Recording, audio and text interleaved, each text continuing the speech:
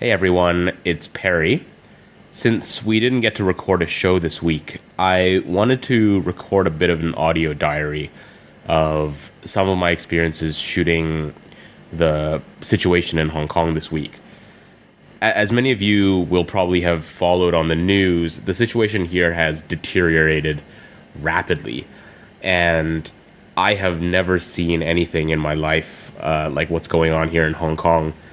And getting to photograph it has been harrowing, but also really, really unique from the perspective of just capturing what's going on in a fairly historic moment, both for Hong Kong and I think probably for the world. So, without further ado, here we go. It's going to be a little bit weird because it's just me, so bear with me, and hope you enjoy it. So Tuesday, November 12th, 2019, the day after we recorded the last episode. The transport gridlock at this point has spread to most of Hong Kong. There have been protests and roadblocks popping up all over the city with police activities going on everywhere. But today, the main focus has been on the Chinese University, which is a large university on a mountain in the northern part of Hong Kong. There are a couple of access points to the university, which have been blocked off by protesters and students who have barricaded themselves inside. The police have been launching a day-long siege of the university and battling with protesters to take control of both the main entrance and a bridge that leads into the university via a major thoroughfare. And I wasn't anywhere near this area. I finished work at around 8:30 p.m. and I made my way down to an area of Hong Kong called Causeway Bay, which, for those of you who are familiar with Hong Kong, you'll know that it's one of the busiest shopping districts here and one of the busiest shopping districts in the world. But when I went down, well, normally I would catch a bus to go home after work, and the entire area was a ghost town, which is very unusual because normally it's crawling with shoppers. So there wasn't any traffic moving, and my hopes of getting my bus were fairly slim. So I went down to Sogo, which is near sort of our equivalent of Times Square. There's literally a mall there called Times Square. And this is normally one of the busiest pedestrian crossings in the world. And tonight, it was completely empty, save for a group of protesters who had set up a roadblock, and also just a bunch of, office workers trying to get home, and local residents on the street watching what was going on. So I walked around the area and I took a few photographs of the roadblocks, which at this point were mostly bricks and trash cans and things like that.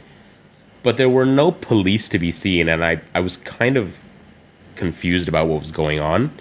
So I observed this for a little while, and then nothing was really happening, so I left and I did a loop around the neighborhood.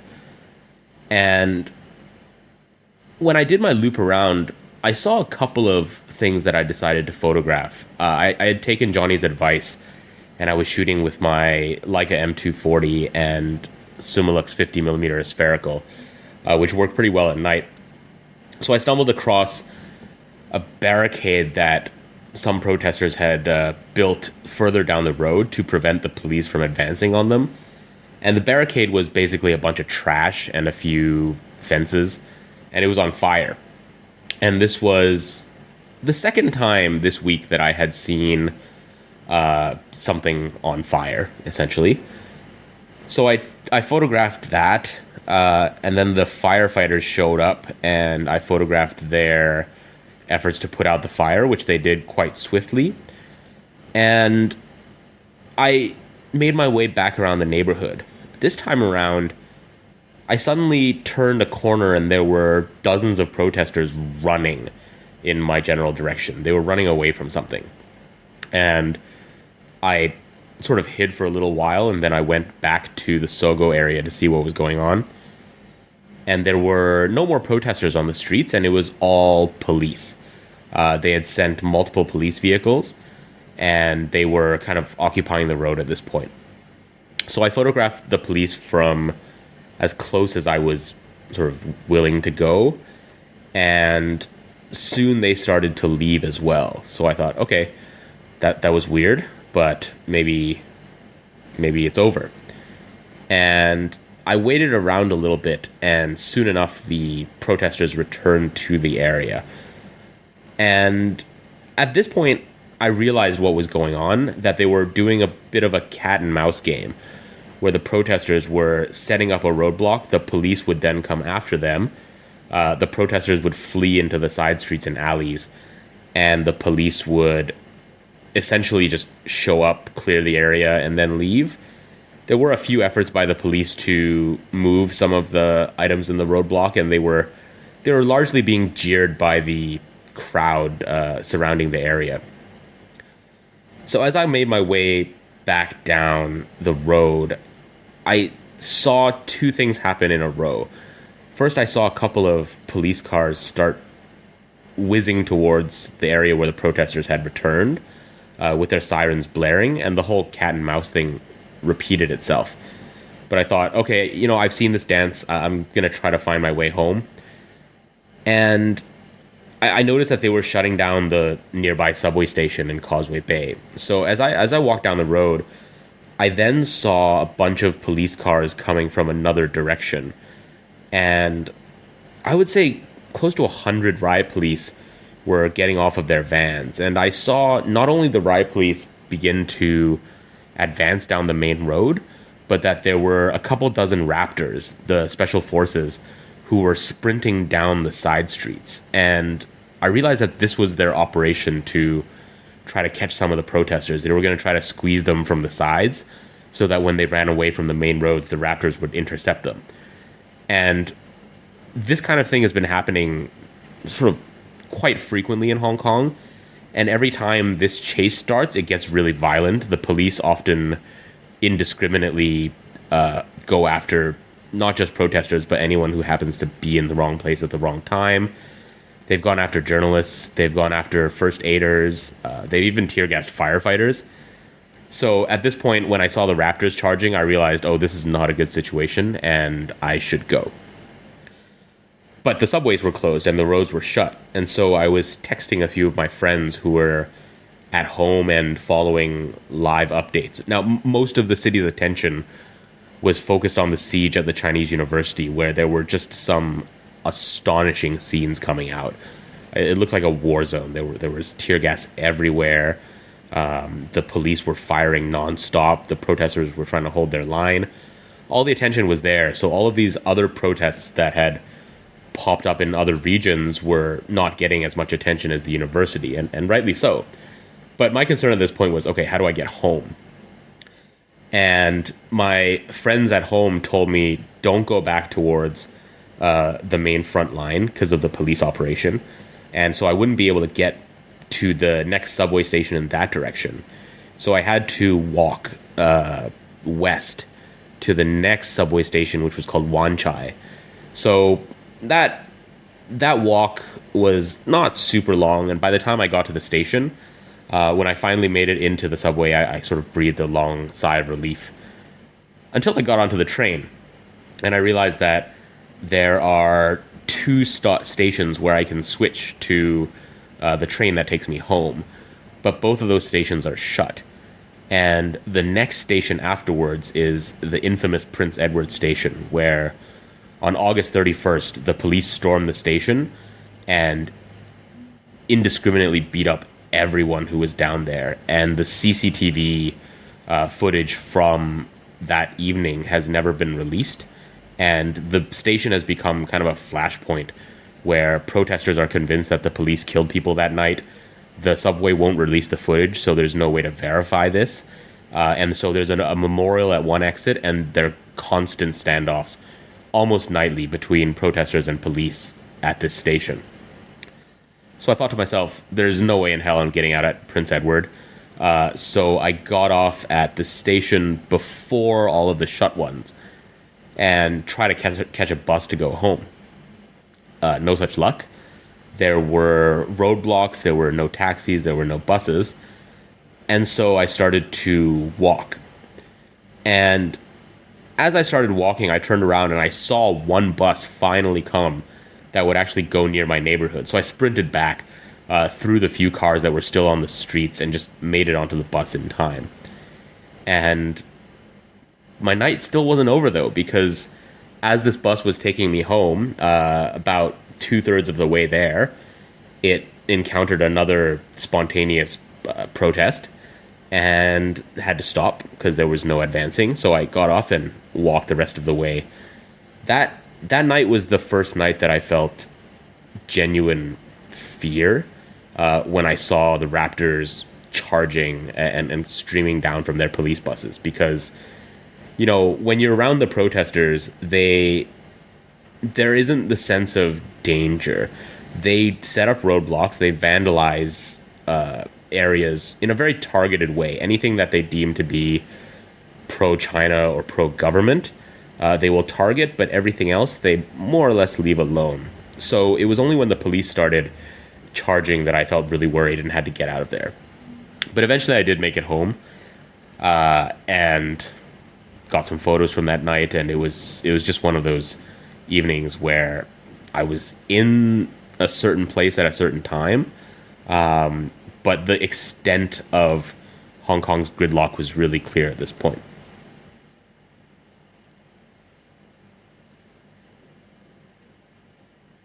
Wednesday, 13th of November. Schools had been shut, transportation remained shut down, and a lot of people were working from home or unable to get to work. And there were sporadic protests still popping up all throughout the day. So I wasn't able to go to work, and I really wasn't able to work for this entire week alongside a lot of people in Hong Kong. So what I decided to do this day was take a minibus up to a mall that I go to quite frequently. It's called Festival Walk in an area called Kowloon Tong. And there were two reasons why I wanted to go here. Number one, it's close to two universities, the City University and the Baptist University, both of which had set up their own roadblocks and were becoming protest sites. The universities had largely been untouched in the last 6 months of protest in Hong Kong, up until the last couple of weeks. After that university student was killed on Friday I don't even know the date. I think it was Friday the 8th of November. The university students started setting up protests in solidarity to remember their fellow student who had died. But the other reason I wanted to go up was Festival Walk had been severely vandalized.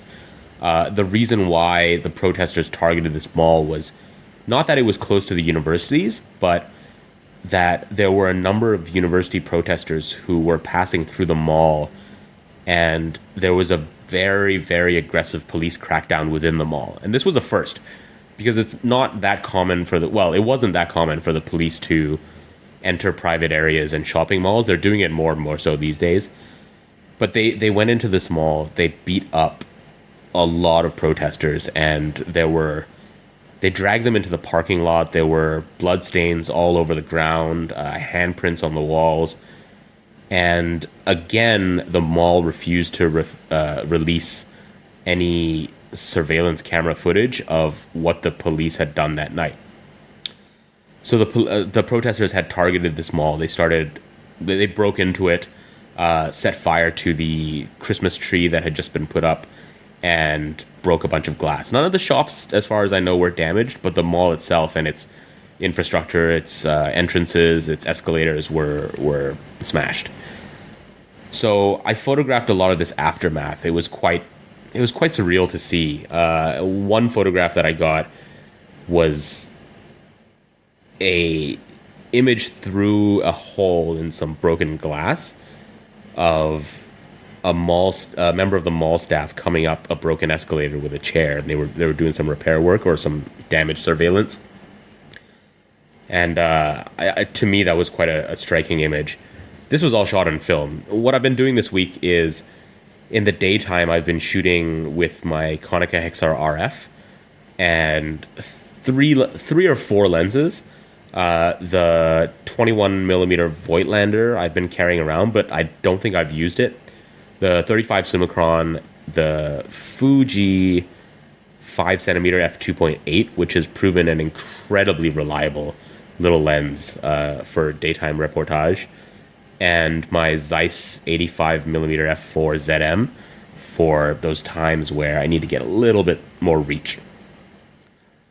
So after photographing the mall, I then sort of walked around the roadblock areas, and it was fairly peaceful. The police hadn't showed up yet. The protesters were setting roadblocks. They were directing traffic in terms of where cars should go instead. And what they're trying to accomplish here is essentially to choke off the arteries leading into the universities, because they didn't want the police to be able to besiege them like they did to the Chinese university. So after photographing this, I went home, developed my film, and that was more or less that. At this point in Hong Kong, something really interesting was happening too. At around lunchtime every single day, office workers around the city would start pouring into the streets and setting up spontaneous lunchtime protests. This was particularly noticeable in Central, which is the financial center of Hong Kong, kind of our equivalent of Wall Street. And at this point, it was a daily occurrence where you would see bankers and office workers coming down into the streets and basically getting tear gassed. And it was the image of white collar workers clashing with the police, getting tear gassed. There was one banker from Citibank who there's a video of him getting arrested for unauthorized assembly when he's by himself. So it's an assembly of one. And he was walking essentially through a little corridor to get back to his office. And the police intercepted him, pushed him up against a wall, searched him, and arrested him for no apparent reason. And this marked a little bit of a turning point, I think, because even though there have been a lot of protests in the central area, they have never been the ones that have featured predominantly white-collar financial workers haven't really been targeted by the police. But now they were getting tear gassed on a daily basis during their lunch hour. And that's quite a sight to see. I mean, I can't imagine, imagine how weird it would be to see bankers flooding downstairs from Wall Street during their lunch hour and getting tear gassed by cops because they're protesting. It's quite surreal. Thursday, November 14th. Today, there was another university siege that was beginning, and it would turn out to become the longest and possibly bloodiest one that we've seen yet. At the Polytechnic University, which is not too far from my house, there were roadblocks being set around the university.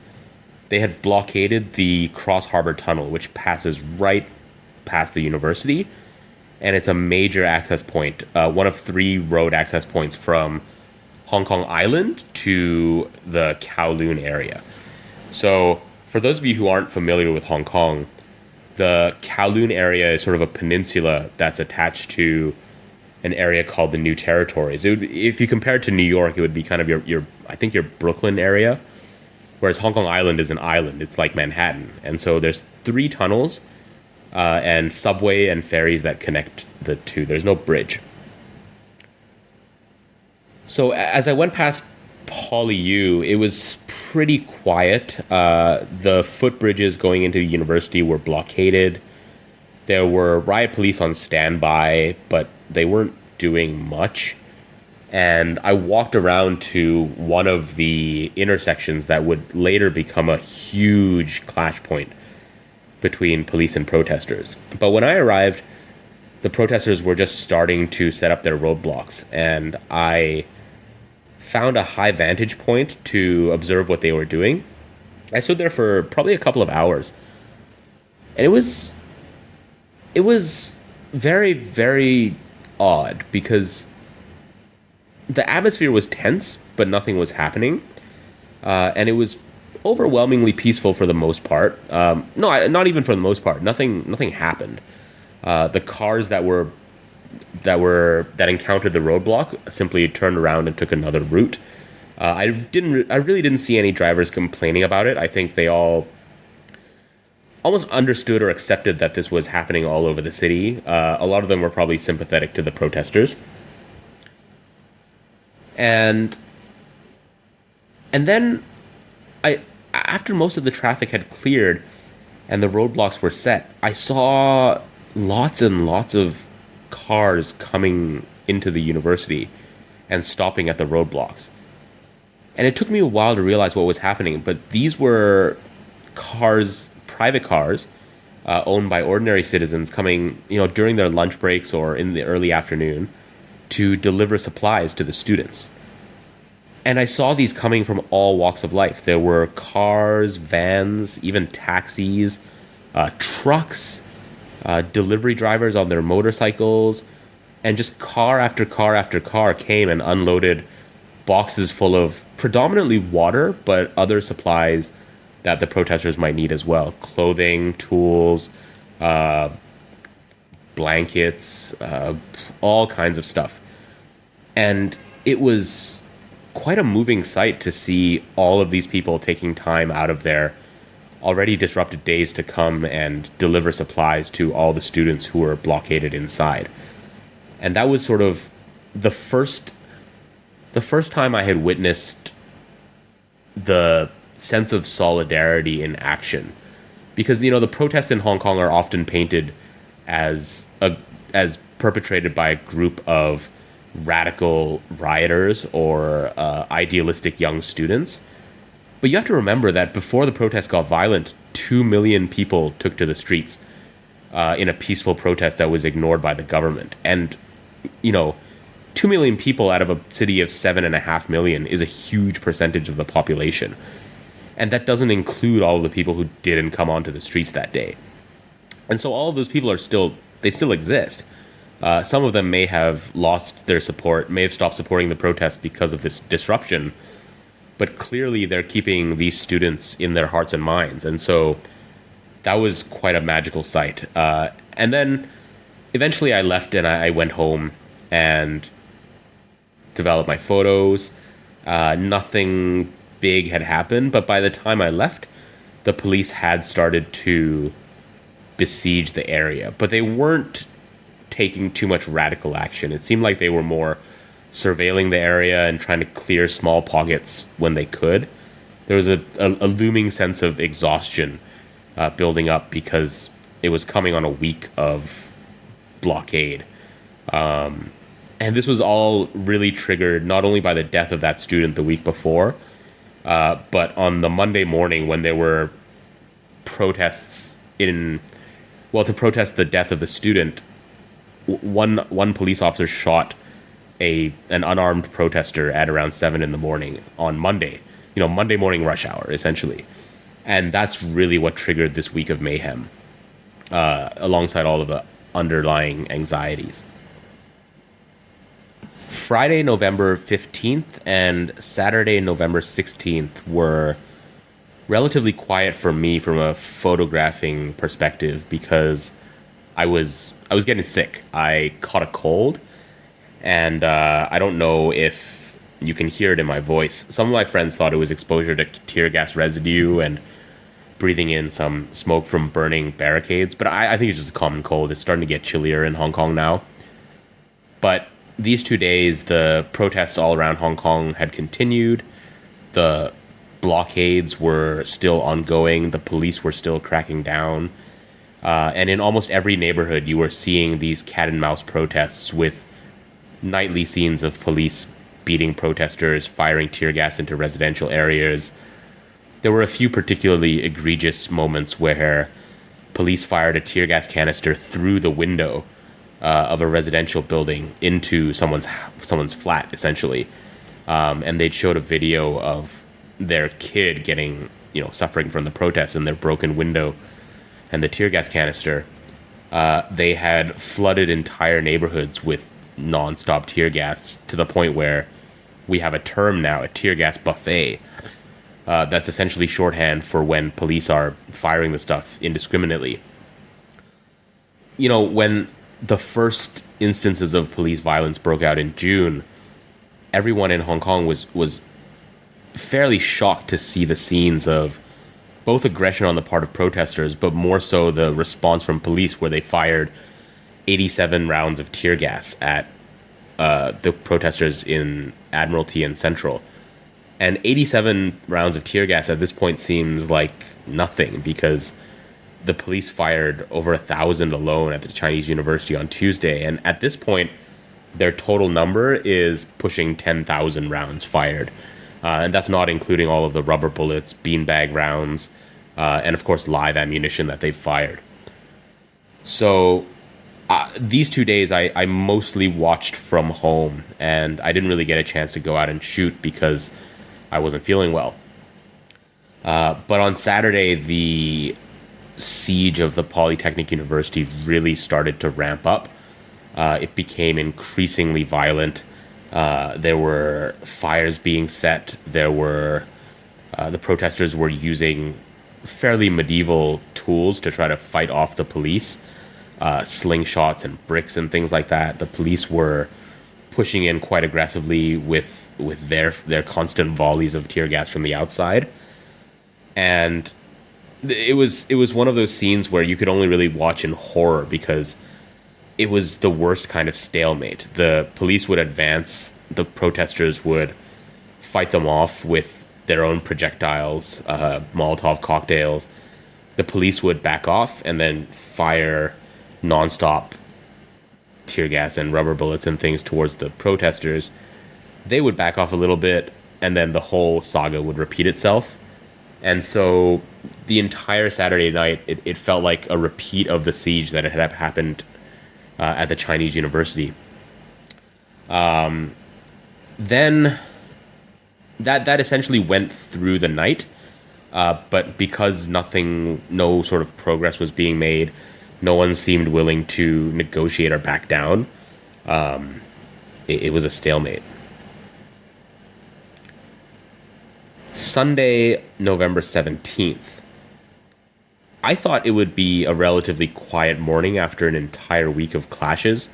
There was supposed to be a relative lull in protest activity, and I was feeling a little bit better and wanted to get some sunshine, so I decided to walk outside and photograph some of the aftermath of the night's clashes. I was specifically trying to see if I could get a view of the damage around the university, but also some of the economic impact. A lot of retail stores have closed down. The tourism industry is particularly heavily hit. The protests are taking an economic toll, and trust in the police is at an all-time low. But it's a crisis that was started by our government, and they seem completely inflexible in terms of their response. All they seem to be able to do is to escalate the police use of force, which then infuriates the protesters even more, and the whole cycle just gets worse and worse and worse. I don't know if it's because our government is incapable, incompetent, or there's orders from above, but that's the situation right now. So I thought it would be relatively quiet, and as I made my way towards the university, the only remaining tunnel that gave access to the Chim Sa Choi area was blockaded. So I had to walk down to the Cross Harbor Tunnel, which had been shut down, and basically walk across what is normally one of the busiest roads in Hong Kong, but it was completely empty. So that was kind of surreal, because you normally don't get that close to the toll booths in the tunnel. And when I walked through and back to the area where I was on the Thursday, there were blockades, there were fences set up everywhere, but it seemed pretty quiet. So I walked through, and because I couldn't get through to the main road, I looped around the Science Museum, which is across from the Polytechnic University. And my plan was to go around the Science Museum, take a footbridge over into Chim Sa Choi, which is a big tourist area. There's lots of camera shops there. It's a cool place. But again, this morning it was a ghost town. But this morning turned out to not be that quiet. I turned around a corner around the Science Museum and was confronted by about maybe a dozen people holding their shirts up to their faces and running away. And I thought, oh, that's not good. And then I looked up and just a massive cloud of tear gas hit me in the face. And up until now, I had been pretty good about avoiding tear gas. The closest I got before was when the police came and tear gassed my neighborhood after a memorial was set up to the student who died. But the wind was blowing away from me during that tear gassing, so I didn't really get hit by it. This time it was straight in your face. And hopefully the majority of listeners have not been tear gassed before, because it is not a pleasant experience. The thing that shocked me the most about it was how quickly it hits you. It doesn't have as much of an odor as I thought. It smells kind of like a sort of burnt vinegar is how I would describe it. But it hits you instantly. And within a second, your eyes start drying up and itching uncontrollably. Your nose feels incredibly irritated. It's like all the fluids in your eye and nose get sucked out immediately. And it's a sense of dryness and irritation unlike anything I've ever felt. And it just comes on so fast that you don't have time to react. So, I mean, this was my first time experiencing it, and I can't even fathom what it's like to be the people out there who are getting hit by the stuff on a fairly regular basis. And it's not just protesters, you know. The police have fired so much tear gas into so many neighborhoods that there's countless footage of children and people going about their days getting just caught up in it. You know, there are videos out there of tear gas being fired into restaurants accidentally. I don't know if it's accidental, but I'm going to assume so. A 48-day-old child was hospitalized because he or she had inhaled tear gas when their neighborhood was bombarded by police. And, you know, there's a joke going around that you're not a real Hong Konger until you've been tear gassed. So, you know, I guess I get to join that club now. But after I sort of collected my senses and sort of came to my senses after breathing in this cloud of tear gas, I stood back and I watched, and I saw firsthand a battle between the protesters and the police. There were a group of raptors that were keeping the observers on the side at quite a distance. So I could only photograph from about, I don't know, 50 or 100 meters away. And all I saw was the police parked in one spot, firing nonstop at the students. And then the students would come out, try to extinguish the tear gas canisters or throw them back. And then they would start hurling things at the police and, you know, repeat over and over and over again. And finally, it seemed like there was a lull in the action. I had a nice chat with a reporter from Reuters there who also lived in Hong Kong, and we kind of bonded over how much it sucks to get tear gassed. Although the reporters there, the press, they all have gas masks. So eventually I left, and I made my way back home because I was still sick at this point. And, you know, getting tear gassed was not particularly helpful for a cold. So after I got home, I developed my film, and I was planning on essentially spending the rest of the Sunday at home recovering when all hell broke loose. Once night fell, the police began an aggressive siege on the university. And it's at this point where I truly did not understand what they were trying to achieve, because I completely understand for example, wanting to clear roadblocks. But I don't understand why students who are occupying their own campus are being trapped inside and are being attacked and constantly under siege. And there was a growing sense of foreboding here that as the police closed in on the university, that this place was at risk of becoming a Tiananmen Square 2.0. There were threats of police using live rounds. They were sending loads and loads of reinforcements, and there was a growing sense of panic around Hong Kong about what was going to happen at the PolyU. And then I heard sirens, and I realized that there was something happening in my neighborhood. So I walked over to the part of my neighborhood that has attracted a few protests. And these are mostly just local residents. And I realized that what they were doing was all around the Kowloon area, in every direction around the university, people were setting up protests to try to distract the police, to try to drain their resources and draw them away from the university because people were sort of panicking at what they were seeing there. So when I went to my neighborhood, the first thing that happened was I got tear gassed again because the police had fired at the protesters in my neighborhood and then just drove off back towards the university. So I got there just in time to get the tail end of that tear gassing.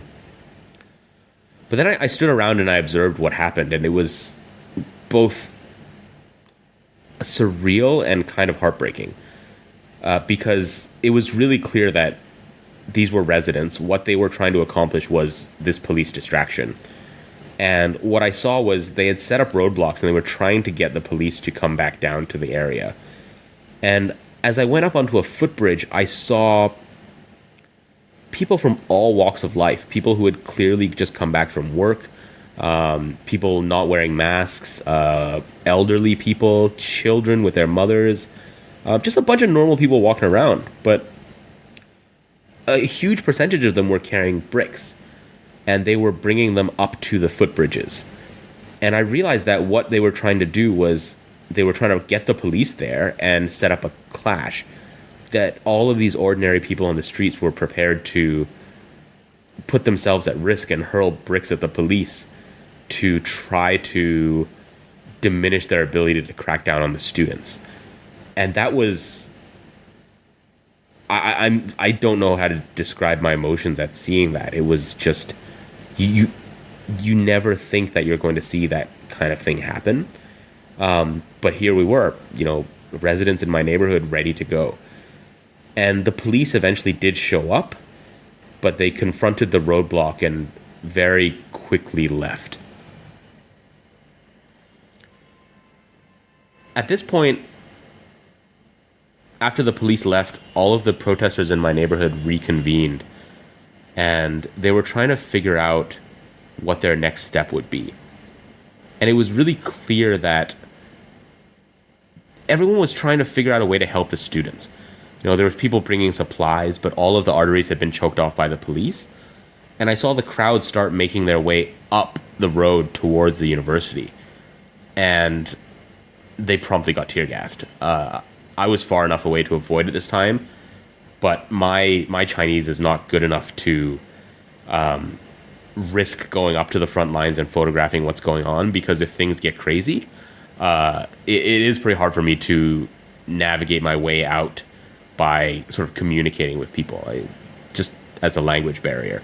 So I thought it's not worth the risk for me to photograph this clash, so I'm going to go back home and watch it. And I went back home and just observed in horror as, over and over again, people were trying as much as they could to just save the students. There's a chant that's been happening in Hong Kong at every protest, and it's evolved. The first iteration of the chant was Hong Kongers add oil, which means kind of don't give up, keep going. That turned into Hong Kongers resist after the government imposed a mask ban, which then evolved to Hong Kongers get revenge after the death of the first student. And tonight, evolved again, and it became Hong Kongers were coming to save you. And I mean, it's powerful hearing people chant that as they make their way towards what looks like a war zone. I watched the rest of the night from my house, and I fell asleep in my chair. Woke up at 3 in the morning to an incredible neck ache. But wow. Then we came to today. No, sorry, yesterday. Monday, November 18th. In the morning, the siege was still ongoing, and I made my way back towards the university, but the riot police were everywhere. They had cut off every conceivable artery towards the university, and so I made a huge loop around to the waterfront past the eastern Chim Sa Choi area to get into a sort of nearby touristy area with a lot of hotels. So I had to cross a footbridge to get into there. And all I saw there was police. They were everywhere. They were patrolling back and forth. There were hundreds of them. And they were basically trying to prevent people from getting near the university to help. And they were also trying to arrest anyone who they thought was escaping or coming out of the university. And I saw about 100 people get arrested that morning. Just by riot police thinking that they looked too young, essentially. And as I photographed this police operation, there was constant action. There were groups of raptors that were running back and forth and intercepting anyone who they thought just looked like they might be sympathetic to the protesters. There were local workers who worked in the area just watching from the sidelines. Some of them were yelling at the police because they had witnessed them arresting people who weren't doing anything. And it was a weird atmosphere because people were trying to go about their daily lives, but it was impossible because, I mean, there's cops everywhere. So I watched and I photographed this for a while, and one of my favorite moments was, favorite is a weird way to put it, but there was one very odd moment where there was a woman sitting on a bench looking at her phone, and she had the most fed up expression on her face. There was a group of about a dozen riot police and raptors behind her searching a couple of young people. And then in front of her, there were a couple dozen protesters. No, not protesters. A couple dozen, sorry, just people in the area who were, observing the scene and, criticizing the police for just arresting these kids. Then I saw the police bring in a bus and start loading people onto this bus, which is always, it's not a good sight. As I made my way around, I walked up onto a footbridge that gave me a bit of a view of the main clash point between PolyU and the university, PolyU and the police. And I saw a group of police constantly raising their blue flag, which is a flag that is a warning for unauthorized assembly. And it often precedes the black flag, which is the tear gas flag. So at this point, they're basically trying to clear all of the streets in Chim Sa Choi. I saw them raise the blue flag at a family of three. It was a South Asian family, a father, a mother, and their sort of 3-year-old daughter, who I saw just running for their lives after the police raised this flag at them. I mean, this family had just come downstairs from, their apartment onto their street and then been accused of unauthorized assembly and told to leave. It was fairly surreal. And then I turned around and I saw an armored vehicle and a water cannon and police reinforcements coming over. And it looked like a war zone. The streets were completely empty and covered in debris and bricks. And the police were fully armored, patrolling up and down with rifles. And it didn't look recognizable to me as Hong Kong. So I left. I went back home, developed my film, and I was shooting Tri-X at this point, by the way, because I had run out of Kentmere. And then I continued to watch, and what happened the night before happened again, where tens of thousands of people this time. Some were taking the ferry over from Central, and others were pushing forward in all directions, trying to get to the university. There were some heartbreaking sights. There was a group of a couple of hundred parents who were sitting near the footbridge, the closest they could get to the university, just begging the police to not kill their children. And the protesters were, I mean, most of the students were still blockaded in the university. The police were rounding up first aiders at this point. They were intercepting press. They weren't letting any reporters near. They weren't letting any medical practitioners near. And it was really horrifying trying to figure out, why do they not want people to see what they're doing? Why won't they let, ambulances in? And so the clashes got increasingly violent as ordinary citizens, it seemed, from every direction were trying to surround the police the way that they had surrounded the university, and therefore draw them away and basically do battle with them in order to protect the kids. And then we started to see scenes of, kids trying to escape the university in lots of different ways. The police at one point said, okay, we'll open up one exit for you if you want to leave. But then a bunch of students tried to leave through that exit, and they tear gassed them. And they went back into the university. So the most surreal scene was like something out of a James Bond movie. There was a road where a rope had been dangled over a footbridge, and students were abseiling. They were sliding down this rope onto the road, where then residents with motorcycles were rushing in to pick them up. And this went on for a while before the police caught on to it and blocked off that road. But, I mean, the kids had no escape, and it was utter mayhem. And that went on through the night until finally it seemed like the university ran out of water. Hundreds of people had been beaten by the cops. There was blood everywhere, and the scenes coming out of last night are horrific. But this morning, the siege of the university seems to finally have come to an end. The government made what I think is a fairly horrifying statement, where they said they were willing to be humane to the protesters who were under 18 and let them leave as long as they registered themselves with the police as they left. What that means for everyone else who's over 18, I don't know. But they arrested hundreds of people, and we don't know where they've gone. So at this point, the siege of the Polytechnic is over. Well, mostly over. The roads are still in disrepair. The city is kind of in shock, and the messaging coming out of China is increasingly hawkish and increasingly belligerent. And at this point, it's a city divided.